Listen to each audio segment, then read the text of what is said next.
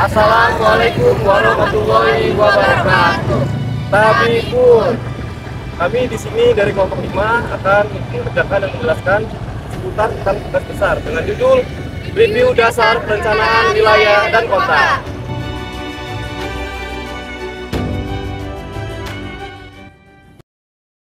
Perkenalkan, nama saya Arno Jasendo dengan NIM 123220011 dari kelas RA dengan domisili Bandar Lampung. Planologi atau sering disebut juga sebagai PWK merupakan salah satu program studi yang sangat eksis di Institut Teknologi Sumatera. Hal yang perlu diketahui adalah PWK itu sendiri merupakan salah satu prodi yang berdiri pertama kali dan bergerak sebagai promotor dalam membangunnya ITERA itu sendiri. PWK, Perencanaan Wilayah dan Kota, merupakan program studi mengajarkan kita bagaimana caranya dalam menyusun dan menata ruang, terutama dalam permukiman wilayah dan kota, dengan berbagai aspek yang didirikan dan pada ruang lingkup, yaitu kecamatan, kabupaten, provinsi, dan negara. Pada kata dasar PWK itu sendiri memiliki kata kunci dasar yang dapat mengartikannya secara garis besar, yaitu perencanaan.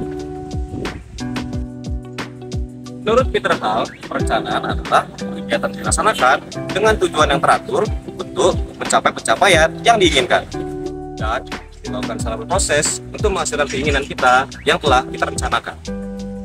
Lalu, apa itu proses perencanaan?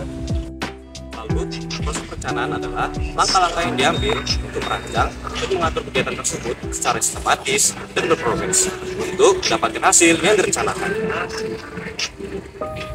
Halo, perkenalkan nama saya Laras Putri Wisono dengan NIM 123220023 dari kelas RA dan saya berasal dari Tanggamus. Sejarah perkembangan ilmu perencanaan wilayah dan kota di Indonesia.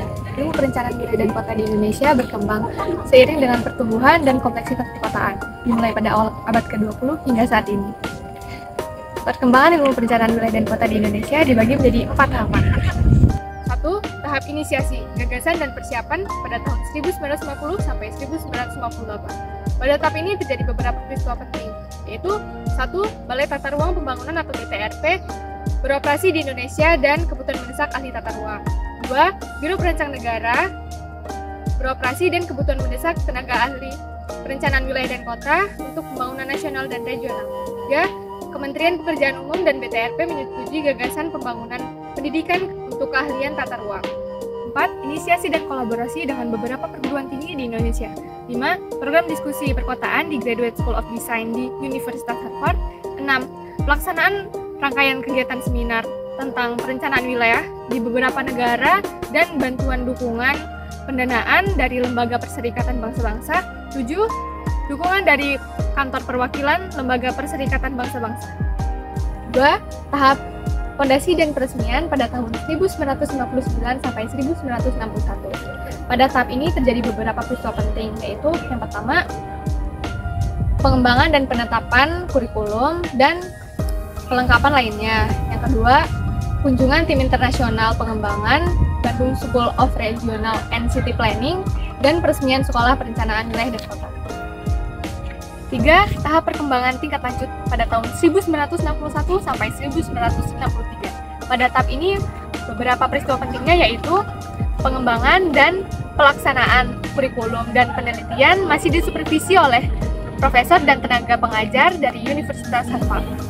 4. Tahap replikasi dan pengembangan lanjut pada tahun 1963 sampai masa kini.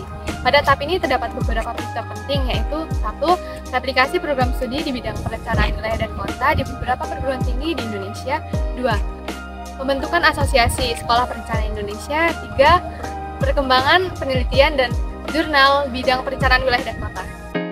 Perkenalkan, nama saya Dwi Rahmawati dengan NIM 123220027 dari kelas RA asal Lampung Tengah. Sebagai seorang perencana di masa depan, kita akan menghadapi berbagai aspek keprofesian yang perlu kita ketahui. Yang pertama, pengetahuan dan keterampilan. Kita harus memiliki pengetahuan yang luas tentang perencanaan atau pengembangan suatu wilayah dan kota. Selain itu, kita perlu memiliki keterampilan dalam menganalisis, dalam berkomunikasi, dan juga kepemimpinan yang baik. Dan yang kedua, kita harus menaati kode etik profesi yang melibatkan integritas, keadilan, dan keberlanjutan. Yang terakhir, kita sebaiknya memiliki sertifikasi dan lisensi karena beberapa negara atau pemerintah mengharuskannya sebagai syarat sebelum memulai praktik kerja. Sementara untuk peluang kerja itu sendiri, kita tidak perlu khawatir karena terdapat peluang kerja yang cukup luas bagi seorang lulusan TWK, yaitu di bagian instansi pemerintahan. Kita bisa memiliki peluang menjadi dosen, bekerja di Bappenas, PU, Dinas Tata Kota, Kementerian Perumahan Rakyat, dan masih banyak lagi. Kita di sektor swasta, kita dapat mengambil pekerjaan sebagai tenaga ahli konsultan, perencanaan, ataupun pariwisata. Organisasi non-pemerintah, peranan kita bisa sebagai aktivis di suatu lembaga swadaya masyarakat. Selain itu, lulusan TWK juga bisa bekerja di luar keahlian dasarnya, yaitu bekerja di bank dan beberapa lembaga keuangan. Perkenalkan, nama saya Juanda Udzam Umama dengan NIM 123220028 dari kelas RA dan saya berasal dari Kabupaten Tulang Bawang. Ruang lingkup wilayah dan kota memiliki perbedaan cakupan geografis dan fokus perencanaannya. Wilayah meliputi aspek-aspek seperti pola pemukiman, penggunaan lahan, dan penggunaan sumber daya alam yang terdapat di kota maupun di desa. Sementara itu, di kota lebih fokus pada perencanaan yang terdapat dalam perkotaan, seperti contohnya mobilitas transportasi, kendaraan umum, perumahan, dan seperti fasilitas umum yang terdapat di dalam perkotaan. Dengan demikian, perencanaan kota lebih berfokus pada struktur dan dinamika kehidupan perkotaan. Perkenalkan, nama saya Aisyah Rifani dengan NIM 123220034 dari kelas RA dan asal dari Lampung Selatan. Apa sih perbedaan substansi kajian dan ruang perencanaan wilayah dengan perencanaan kota, serta apa saja produk yang ada dalam perencanaan? Nah, untuk lebih jelasnya, mari simak penjelasan berikut. Perbedaan antara substansi kajian dan ruang perencanaan wilayah dengan perencanaan kota terletak pada titik fokus dan lingkupnya. Substansi kajian perencanaan wilayah lebih menitik beratkan pada kondisi lingkup masa kini dan perencanaan untuk kedepannya. Dengan ruang lingkup meliputi skala kecil, skala kota, hingga skala yang lebih luas. Proses perencanaan kota dapat didefinisikan sebagai proses pengambilan keputusan untuk mewujudkan tujuan ekonomi, sosial, budaya, dan lingkungan. Berikut merupakan produk perencanaan wilayah dan kota. Yang pertama, ada RDTR atau Rencana Detail Tata Ruang Wilayah. Yang kedua, ada RTRW atau Rencana Tata Ruang Wilayah. Yang ketiga, ada RUTRP atau Rencana Umum Tata Ruang Perkotaan.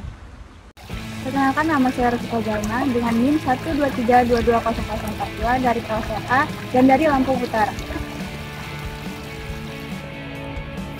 Di sini saya akan menjelaskan contoh beberapa isu dan permasalahan yang terkait dengan PTWK-an. Isu yang pertama adalah pembangunan yang berkelanjutan yang memiliki permasalahan tentang bagaimana mengembangkan wilayah dan kota yang mempertimbangkan aspek sosial, ekonomi, dan lingkungan.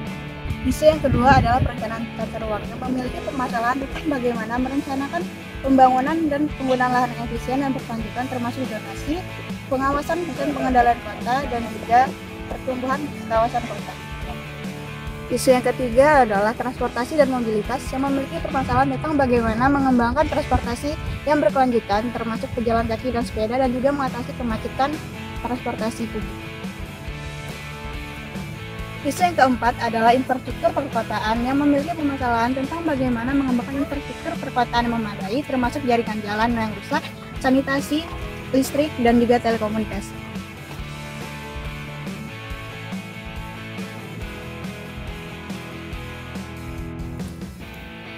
Isu yang kelima adalah perumahan dan pemukiman yang memiliki permasalahan tentang bagaimana menyediakan perumahan yang berkualitas dan terjangkau, mengatasi permasalahan pemukiman kumuh, dan juga menyediakan aksesibilitas perumahan bagi seluruh lapisan masyarakat.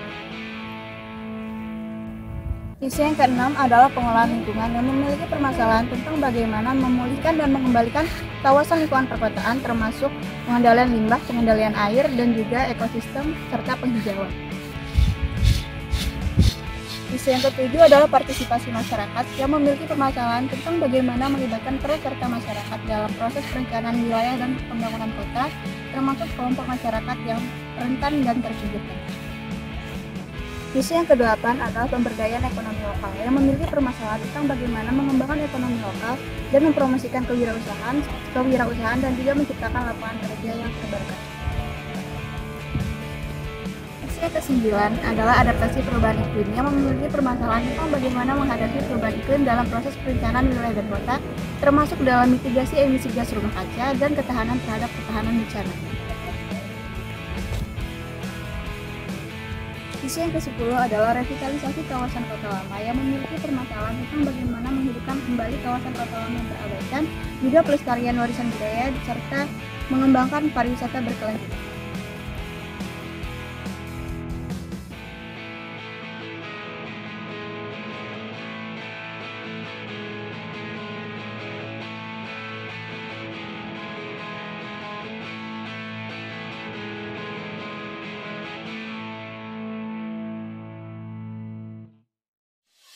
Dapat disimpulkan bahwa dengan keterampilan yang tepat dan pengetahuan yang mendalam, kita akan memiliki peluang yang besar untuk sukses dalam karir sebagai perencana, karena seorang perencana dibutuhkan untuk memberikan kontribusi yang signifikan dalam menciptakan lingkungan yang lebih baik dan berkelanjutan.